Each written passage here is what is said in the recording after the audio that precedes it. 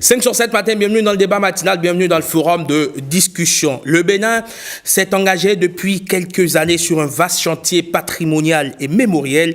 Et vous le savez, l'attraction en ce début d'année, ce sont les Vodou Days, la première édition après l'édition expérimentale qui s'est déroulée l'année écoulée. Point de convergence des festivaliers, bien sûr, Ouida. Ouida, cité historique qui accueille du beau monde à l'occasion de ces festivités. L'ambition des pouvoirs publics est de positionner le Bénin comme une destination touristique phare. On verra dans le forum de discussion comment le Bénin entend s'appuyer sur la culture vaudou pour se révéler davantage à l'international. Avec moi en plateau, Dr Florent Eustache Ressou, sociologue, journaliste, écrivain. Bonjour et bienvenue Florent. Bonjour Herman Amega. Comment allez-vous? Très bien. C'est un plaisir de vous recevoir sur 5 sur 7 matin. C'est moi. Allez, en face de vous ce matin, Prince Zedeka Kanhohono, il est donc prêtre du culte vaudou. Il est consultant également, professeur d'enseignement de pratique ancestrale, Kamit aussi. Bonjour et bienvenue. Bonjour, comment allez-vous, monsieur Améga? Mais ça va, ça fait plaisir de vous recevoir sur 5 sur 7 matin. Ouais, je vous souhaite déjà une bonne année, mais bon vœu en ce début d'année. Merci. À vous tous et à vous toutes d'ailleurs. Alors, avant, messieurs, d'entrer de plein pied dans le débat matinal, on va écouter ces phrases, ces mots prononcés par le ministre des Affaires étrangères, Olusegun Adiadi Bakari. C'était à la tribune des Nations Unies en septembre dernier. Il a porté la voix du Bénin. Il a représenté le chef de l'État à la tribune de l'ONU et il a prononcé ces mots. Écoutez attentivement. Monsieur le Président, Mesdames et Messieurs, pour que l'Afrique prenne son envol, elle doit aussi se réconcilier avec son histoire et son identité profonde. Comme il est impossible de comprendre l'Europe sans prendre en compte l'influence de l'Église chrétienne, ou qu'il est impossible de comprendre le Moyen-Orient sans comprendre et chercher à comprendre l'islam, il est tout aussi impossible de saisir l'essence de l'Afrique sans embrasser pleinement ses croyances, ses traditions, sa civilisation. C'est dans cet esprit que le Bénin, terre-mère de la culture vaudou, a pris l'initiative de corriger les perceptions négatives sur cette culture, notre culture. Nous voulons révéler au monde la richesse de notre civilisation. En connaissant et en respectant notre histoire, nos croyances et notre culture, le monde pourra comprendre qui nous sommes et pourquoi l'Afrique est essentielle à l'équilibre et au développement global. Florent Eustache, quand on écoute ces mots du ministre des Affaires étrangères, on peut aller se reposer, on peut dire que tout est dit. Oui, c'est très réconfortant, Herman Amégan, parce que les considérations qu'on a de l'Afrique sont parties des paradigmes. Qu'est-ce qu'on appelle paradigme? C'est des idées construites, négatives, structurées officiellement sur le continent africain et ses pratiques. Tout ce que nous faisons s'appelle sorcellerie et quand les Blancs font, ça s'appelle science. Et donc, ce discours formidablement politique devient donc un discours de très haut niveau qui commence à déconstruire ces paradigmes-là qui font de nos pratiques, qui font de nos croyances de la sorcellerie et donc de la négation. Je dis bravo déjà au Bénin, je dis bravo déjà aux autorités de ce pays qui ont compris et qui ont commencé véritablement à imposer notre culture comme facteur de développement parce que vous savez très bien qu'il sera très difficile pour nous de nous développer sans nos valeurs culturelles. Nous ne pouvons pas continuer à nous appeler Fiacre, Florent et Herman pour nous développer alors que le Chinois s'appelle Ping, Gang, Ping et que l'autre s'appelle je ne sais pas quoi. Nous devons partie de nous-mêmes, revenir à nous-mêmes, partie de notre autoréférentialité, puisque de toutes les façons, l'Afrique a une histoire et l'Afrique est le berceau de l'humanité et tout ce qui s'est fait dans le monde entier est parti de l'Afrique. Donc l'Afrique est en train de reprendre sa place et je crois qu'avec ça, on ira très loin. Et le Bénin, justement, s'est positionné aujourd'hui comme leader, d'accord, de cette nouvelle dynamique en mettant en place un vaste chantier patrimonial, mémoriel et également. On parlait de la fête des religions endogènes qui était célébrée le 10 janvier. Mais depuis l'année dernière, le Bénin a initié les Vodou Days, qui devient un festival où, au-delà du culturel, on est dans le culturel. Prince Zedeka. Yes. Je salue tout le plateau, je salue mon ancien, mon grand leader Florent S.H. Kressou, avec qui on a fait beaucoup de chemin. J'ai un plaisir de le recevoir, merci de me recevoir. Je salue tout le peuple béninois, je profite pour souhaiter les meilleurs vœux de Nouvel An à tout le peuple béninois et à nos autorités, à vos différents ordres et grades. C'est important, beaucoup de santé. Et voilà, le vaudou aujourd'hui s'est révélé. C'est le premier facteur même. En tant qu'initiés, nous sommes très contents dans les couvents, dans les loges des réalités ancestrales, originelles. Nous sommes très contents parce que nous avons aujourd'hui notre place de choix, plus que jamais. Et aujourd'hui, le panthéon vaudou, sinon la spiritualité vaudou est ici au rang, n'est-ce pas, qu'il faut. Oui, vous allez en Inde, vous allez voir les bouddhistes, l'hindouisme, vous allez voir les Tibétains. Mais quand on parle du Bénin, lorsqu'on voyage un peu à travers le monde, à travers l'Afrique, c'est le vaudou. C'est le vaudou. On s'identifie à travers le vaudou. Donc, c'est très bien que nos autorités aient bien pensé en révélant le vaudou. Et c'est le soubassement même de notre développement. Comme l'a dit le docteur Kressou, il faut commencer par la base, par notre culture. Aucun peuple ne peut se développer sans sa culture. Et mon peuple périt faute de connaissance de l'univers, de connaissance des dieux. L'Afrique est une terre de spiritualité ancestrale originelle. Et les autres sont venus puiser, n'est-ce pas, dans ce patrimoine culturel et cultuel vaudou, la spiritualité vaudou, ils ont puisé dedans, n'est-ce pas, pour en faire ce qu'ils veulent aujourd'hui, et ils ont modernisé à leur façon. Donc, c'est dire que le vaudou, la spiritualité vaudou est la mère de toutes les autres religions, qu'on le veuille ou non. Et les faits sont là. Lorsque, en Égypte ancienne, par exemple, le vaudou Sakwata s'appelait Gaïa. Les Romains l'ont adopté chez les trucs, ils ont appelé ça Geb. C'est chez nous, ce sont les réalités de chez nous. Donc, c'est bien, il est de bon ton quand même qu'on se retrouve. Donc, nous nous retrouvons dans ce concert. Est très important et c'est un label à préserver. Alors Florent, est-ce que c'est justement ça qu'il fallait créer, une hype, ce que je peux appeler une hype autour du vaudou? On voit qu'il y a un véritable travail, vous m'excuserez du peu le terme, de marketing qui est en train d'être fait, déjà à travers le vocabulaire, le lexique qui entoure aujourd'hui le vaudou. On a décidé au Bénin, on ne parle plus de divinité, on parle de vaudou, on ne parle plus d'adeptes, on parle de fidèles, on ne parle plus, c'est-à-dire, on sent qu'il y a un véritable travail qui est en train d'être fait pour structurer cette réalité culturelle, pour permettre évidemment de l'exporter et de l'internationaliser. Oui, Herman Amega, votre question est formidable. Lorsque vous allez aux États-Unis et que vous rentrez dans un taxi, on dit vaudou. On dit, vous venez d'où? Vous dites Bénin, ils disent vaudou. S'ils ne disent pas vaudou, ils disent Angélique Kidjo. Alors, le Bénin, l'identité remarquable du Bénin est le vaudou. Mais bizarrement, il y a eu un déni d'identité. C'est-à-dire que la plupart des gens, inspirés par la chrétienté importée, refusent. C'est-à-dire que nous procédons à un refus de notre identité.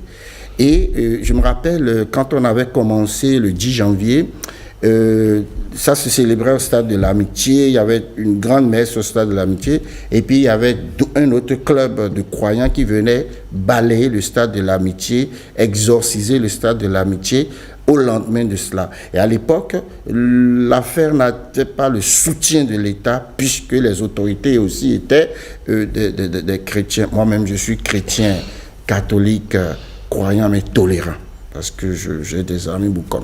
Donc, aujourd'hui, vous voyez ce que vous appelez marketing. C'est pas du marketing, ce n'est que justice. Parce que vous ne pouvez pas vous développer avec la science des autres. On est allé en Israël, on est allé au pays de Jésus, et les jeunes ne connaissent pas Jésus. Les jeunes juifs ne savent pas qui s'appelle Jésus. Mais venez au Bénin les dimanches. Nous, les Africains, nous connaissons Jésus. Et nous, évidemment, le Grégor est là et nous l'exploitons. Mais le vrai développement ne peut se faire qu'à travers ce marketing-là. C'est-à-dire, le vaudou, c'est le cultuel et le culturel. Donc, le problème qui se pose avec nos frères chrétiens, c'est le cultuel, parce que c'est une question de foi, c'est une question de spiritualité. Les Blancs nous ont dit que c'est la mauvaise spiritualité. Mais on s'est rendu compte qu'en fait, tout ce qui vient, tout ce qui est en Europe aujourd'hui, c'est africain, pur et dur. On n'est pas là pour ça. Je rends hommage à Charanta Diop, Nation de l'Agriculture. Je rends hommage à Kalala Omotune. Je rends hommage à Théophile Obenga, etc. Kalala Omotune, pour qui on a une pieuse pensée. Oui. Il était de passage au Bénin et dans la foulée, il est passé de vie à Crépa. Je l'ai reçu ici. Donc, je vais rendre hommage au professeur Marion Kakbo. Je vais rendre hommage à mon directeur de thèse, Dodi Amouzouji, qui n'est pas venu malheureusement, pour dire qu'ils sont en train de faire un travail de déconstruction et de reconstruction. Parce qu'on a dit, un proverbe africain dit, tant que les lions n'écrivent pas leur propre histoire, les histoires de chasse continueront à glorifier les chasseurs. Donc l'histoire du vaudou a été écrite par les autres qui avaient envie de nous diaboliser pour pouvoir imposer leur culture. Aujourd'hui, c'est l'intellectualisme et le politique se donnent la main pour remettre les choses en ordre, pour remettre les choses en place. L'année dernière, le 10 janvier 2024, moi j'ai vu des Européens qui ont tagué ici « Je suis vaudou ». Des Européens. C'est-à-dire que c'est eux qui nous ont dit que le vaudou, là, franchement, tous ceux qui font ça sont des sorciers, qui mangent tout le monde. Et aujourd'hui, nous voyons que donc il y a une certaine déconstruction, il y a quelque chose qui est en train de se remettre en place et toute la magnificence qui se met autour, le cinéma vaudou, l'art plastique vaudou, la chanson vaudou, tout ce qui se passe, eh bien, c'est de véritables produits d'exportation qui prennent véritablement la place du pétrole que nous n'avons pas. Et je crois que c'est de beaux jours que nous avons devant nous, économiquement parlant. Alors, Prince Zédeka, est-ce qu'à l'image, par exemple, du carnaval de Rio, qui est un événement bien connu dans le monde entier, où lorsque vous allez à Rio pour le carnaval de Rio, c'est un méga événement, ça suscite de l'engouement, de la ferveur, c'est une manifestation grandiose, mondialement reconnue. Est-ce qu'aujourd'hui, c'est justement ce que le Bénin est en train de faire à travers ses vaudou days? Oui, exactement. Et vous allez voir, le gouvernement, à travers son président, a été bien inspiré. Il a fait des voyages, il a fait certains voyages. On lui rend hommage. Il a fait des pôles stratégiques. Des pôles stratégiques. Il s'est rendu notamment en Amérique du Sud, dans les Antilles également. Dans les Antilles, il a boosté les choses, il a expliqué. Il est parti rencontrer les autorités qui l'ont accueilli avec ferveur, avec joie. Parce qu'il y a beaucoup, le problème qui se pose aujourd'hui, il y a beaucoup qui sont déboussolés. Et ils sont obligés de s'orienter de l'autre côté. Moi, au cours de nos voyages, on a rencontré certains qui sont déboussolés et qui sont devenus, par la force des choses, de plus chrétiens. On ne leur en veut pas. Parce qu'ils n'ont pas eu le temps, ou bien ne sont pas tombés sur la vraie histoire. Beaucoup sont dessouchés. Spirituellement, ils sont dessouchés. Religieusement, ils sont dessouchés. Et ils ont envie, n'est-ce pas, de revenir, de remonter à leur arbre généalogique. Et c'est de ça qu'il s'agit, dans la spiritualité vaudou, à travers les vaudou days. Beaucoup sont revenus. Je suis content que les Guadeloupéens, le groupe Kassa soient invités, parce que c'est une horde de personnes. Ils ont des millions, des milliards de personnes qui les suivent. Donc, ça veut dire que c'est une synergie d'action qui est menée pour ramener ceux qui étaient entre-temps perdus, dessouchés, de revenir à la source et de se ressourcer à travers la musique. Et la musique aussi, un art vaudou aussi, c'est une inspiration. Alors Florent Ressou, c'est un faisceau d'initiatives prises par le gouvernement qui concourt justement à l'établissement de ce qu'on peut appeler ce pont culturel entre le Bénin et les Antilles et l'Amérique du Sud par exemple. On a vu le président en talon lors de sa visite du côté du Brésil annoncer que les afro-descendants pourront postuler quand même à la nationalité béninoise s'ils le désirent, s'ils le souhaitent. Pour ces vaudou days, ils sont nombreux déjà à fouler le sol béninois. On a vu une délégation haïtienne à Cotonou avec à sa tête le ministre haïtien de l'éducation. Est-ce que c'est déjà ça l'engouement qu'on suscite autour? Je crois que l'ordre colonial est en train de s'inverser. nous étions un pays colonisé et nous sommes en train de coloniser le monde. Parce que justement, moi j'ai eu la chance d'aller à Haïti, j'ai eu la chance d'aller à Salvador de Bahia. Et quand vous voyez ces gens-là, quand ils nous voient, ils coulent des larmes. Parce que nous sommes les originaux dont ils sont, abusivement la photocopie, enfin, les répondants de l'autre côté. Ils ont envie de venir. La preuve, l'exemple de la famille Dja, ils sont revenus. Je crois que le papa est parti, paix à son âme. La maman est partie. C'est la maman qui est partie. La mère Dja est partie l'année dernière. Paix à son âme, c'est des gens formidables. Et donc vous allez voir que le Bénin sera l'épicentre du monde bientôt parce que ceux qui sont partis, quand ils vont revenir, eh bien ce sera encore un autre vivier de culture, de mélange culturel, un melting pot qui nous fera véritablement fonctionner culturellement et économiquement. Et à partir de ce moment-là, le Bénin est en train de prendre un véritable départ, un redécollage pour son développement, parce que tous ceux qui sont partis vont revenir. Quand vous descendez à Salvador de Bahia, vous allez vous croire à Aboumé, vous allez vous croire à Boïcon, parce que c'est des gens qui vendent du attaque au Tevico, c'est des gens ceux-là. Et quand les Béninois descendent là-bas, vraiment, c'est comme si les choses sont venues. Quand vous allez à Haïti, vous allez vous croire à Port-au-Prince comme Kouandé, où les gens sont là, comme nous, ils nous ressemblent, et on se ressemble beaucoup. Et tous les Haïtiens qui sont au Bénin se retrouvent parfaitement chez eux, surtout quand ils vont à l'ADA, avec Toussaint Louverture, qui a véritablement orchestré la révolution à Haïti. Donc, je crois que c'est un travail synergique, un véritable effort politique qui est en train de booster tout ça là dans une batterie d'actions qui bientôt feront du Bénin peut-être le numéro 1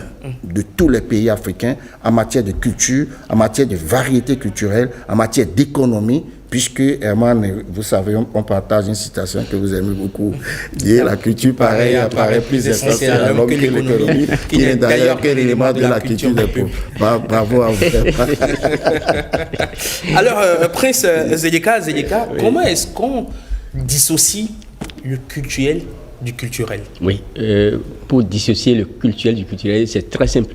Oui, le culturel, pour commencer, le culturel, c'est d'abord ce qu'on présente avec les apparats, les accoutrements de dignitaires, d'initiés et tout, voilà, d'adeptes.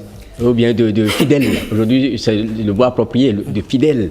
Voilà. Il n'y a plus d'adeptes, on parle de fidèles. Voilà, c'est ce qu'on expose à travers les chants, les danses, les rituels. On parle de temple aussi. Voilà, de temple, voilà. Donc, c'est un peu ça. Maintenant, lorsqu'on rentre dans le cultuel, c'est tout ce qui a rapport au rite de passage, qui se fait à travers l'initiation, d'accord, dans les temples, à travers les rites de passage. Ça, c'est purement initiatique. Les rites initiatiques, ça c'est le cultuel. Mais les deux sont ensemble. Il n'y a pas le cultuel sans le culturel. Il n'y a pas le culturel sans le cultuel. Parce que c'est tout un ensemble, c'est tout un maillon, c'est toute une chaîne. D'accord? Donc, en termes de tourisme, qu'est-ce qu'on présente? Est-ce le culturel ou le culturel ou les deux? Oui, les deux, mais plus le culturel. C'est plus le culturel.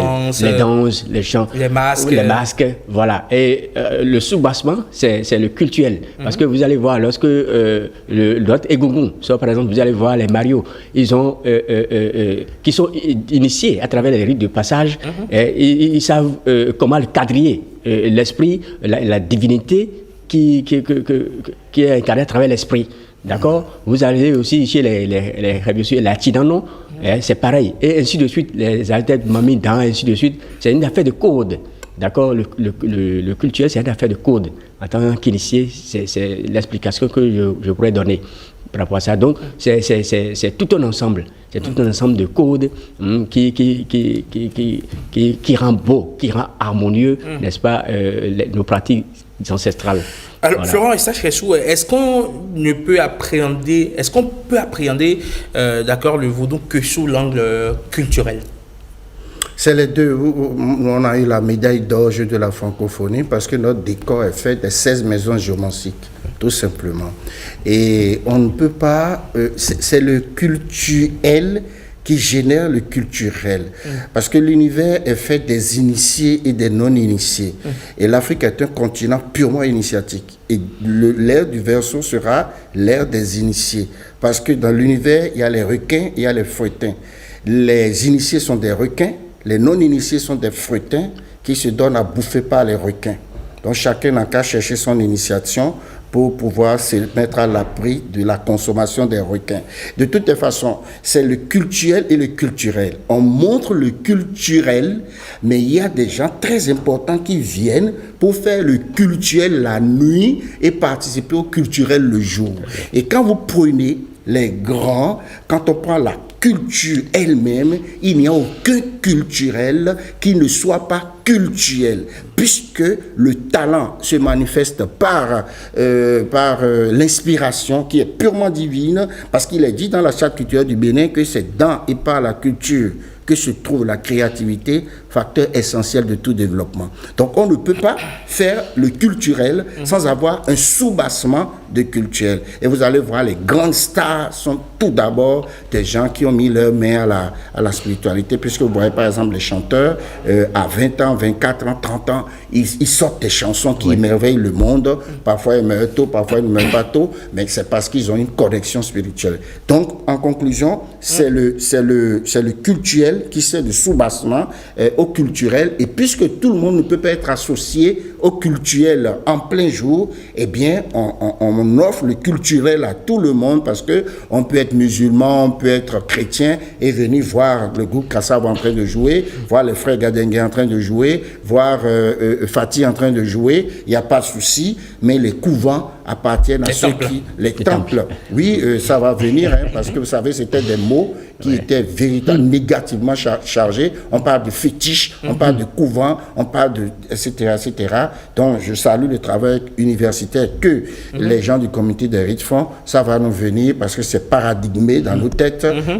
Temple, ça va venir parce que c'est clair.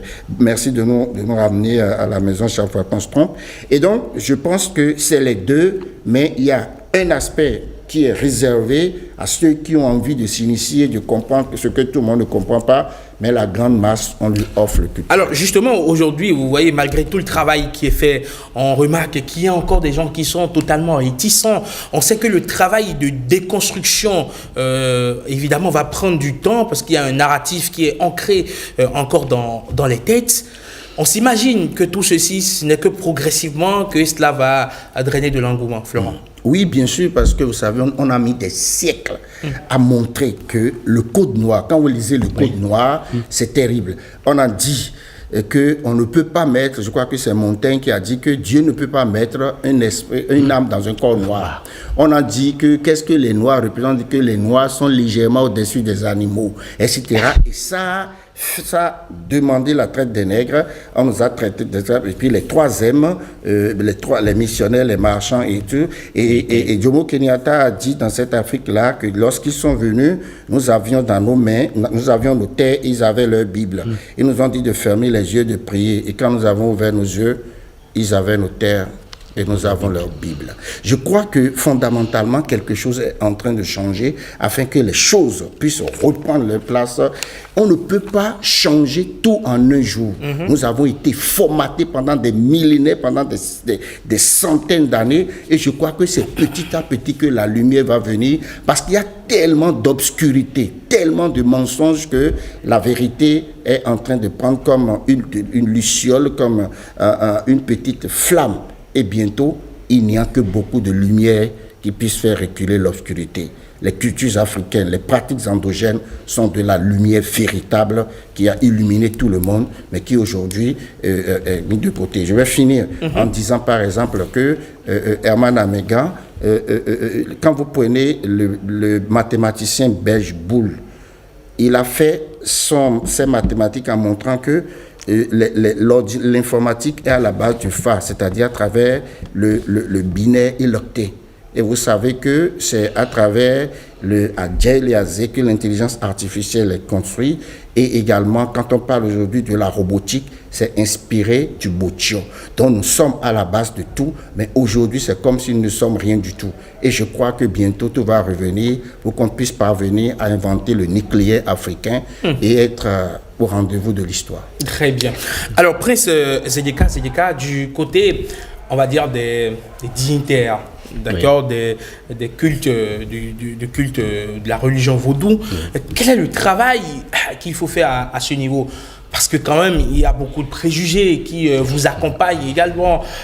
Je ne vais pas faire de réserve ou faire de la langue de bois. On dit que ce sont des tueurs, que ce sont des gens qui lancent des sorts, que ce sont des gens qui sont à l'avant-garde de tout ce qui est malédiction, de tout ce qui est mauvais. Tout ce qui est mauvais, ce sont ces gens-là qui sont à l'avant-garde de tout ceci. Il y a quelque part aussi un travail à faire à ce niveau-là, non? Exactement. Le travail a déjà commencé, puisque avant, dans les pratiques, comme l'a dit le docteur Ressou, ils ont mis du temps, des millénaires. Et quand on rentre dans l'histoire des religions, là-bas aussi, il y a eu des trucs. La guillotine, oui, la guillotine. On guillotinait les gens pour la religion. Le brûler au vif. Lisez Zaïd de Voltaire. Zaïd de Voltaire, vous allez voir l'auto-da-fé. Oui, voilà. Ce sont des satires sociales, mais qui, n'est-ce pas, font des critiques sur l'histoire des religions, comment les religions étaient imposées, on connaît tout ça. Maintenant, tout ça est classé dans les placards et on sort. C'est-à-dire, on propulse le débat vers les Africains pour dire qu'ils sont sans âme, sans histoire, sans ci, sans ça. On connaît ça. Et justement, on n'allume pas la lumière pour la mettre sur le boisseau. Absolument. On la met sur son chandelier. Nous sommes sur notre chandelier aujourd'hui. Et le travail qu'il a fait, je vais demander, le travail se fait déjà dans les temples. Et à travers tous les dimanches, il y a certains qui font le culte pour enseigner, n'est-ce pas, la morale spirituelle. Et nous, en tant que dignitaires, avant-gardistes de nos réalités... Non, mais ailleurs aussi, il y en a. Partout. Oui, partout, c'est la dualité. Il y a la loi de la dualité qui gouverne le monde. Oui, mais seulement ce que l'humanité, ce à quoi l'humanité aspire, c'est la perfection. Nous ne sommes pas parfaits, nous sommes perfectibles. Et nous devons parfaire. Et c'est justement là où je vais en venir pour demander aux dignitaires, aux hauts dignitaires, aux grands dignitaires, d'être pas forcément parfaits comme Dieu, mais de faire les trucs dans la sagesse. Et la sagesse ne se trouve pas forcément dans les cheveux grisonnants. Absolument. Non. Madame Megan, oui. je veux rebondir sur ce que vous avez dit.